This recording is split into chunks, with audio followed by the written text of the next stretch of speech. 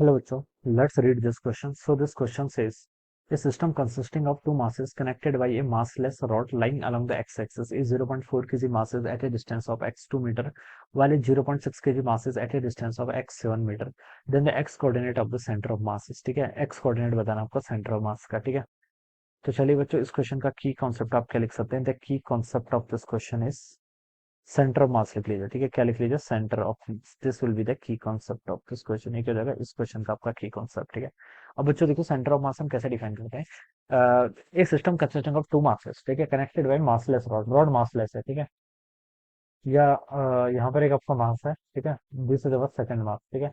0.4 KG का जो मास है वो आपका 2 मीटर पे है, ठीक है। यहाँ पर आपका 0.4 केजी का मास है, ठीक है। यहाँ पर आपका कहीं ऑरिजन है मान लीजिए, ठीक है, दिस इज द ऑरिजन, ठीक है। यहाँ से यहाँ तक की डिस्टेंस आपको 2 मीटर गिवन कर रखे हैं, दिस डिस्टेंस इज 2 मीटर, ठीक है। दूसरा मास कितना आपका 0.6 केजी का, ये आपका 0.6 केजी का मास है, ठीक है। Is at a distance of 7 metre, तो इसकी डिस्टेंस कितनी है आपकी 7 मीटर के इक्वल यहाँ पर ऐसे गिवन कर रखी है, ठीक है। अब आपको बताना है x coordinate of centre of mass, centre of mass का एक्स कोऑर्डिनेट, ठीक है। तो बच्चों x coordinate of centre of mass को देखिए हम कैसे लिखेंगे। ये हो जाएगा, देखिए आपका पहला मास m1 है मान लीजिए, दूसरा मास m2 है, तो इसका आप ऐसे लिख लीजिए m1x1 प्लस आपका कितना है m2x2 divided by the summation of all the masses m1 plus m2।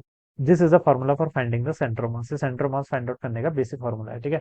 अब बस मासेस तो पुट करने हैं। देखिए पहला मास कितना 0.4 केजी इंटू डिस्टेंस कितनी 2 के इक्वल, प्लस दूसरा मास कितना 0.6 केजी, उसकी डिस्टेंस कितनी होगी, कहाँ से कैलकुलेट कर रहे हैं पहले ये भी देखना है, ठीक है। इसकी ओरिजिन से डिस्टेंस देखेंगे, ठीक है, तो वो आपकी 7 के इक्वल दे रखी है, divided by m1 plus m2, ठीक है।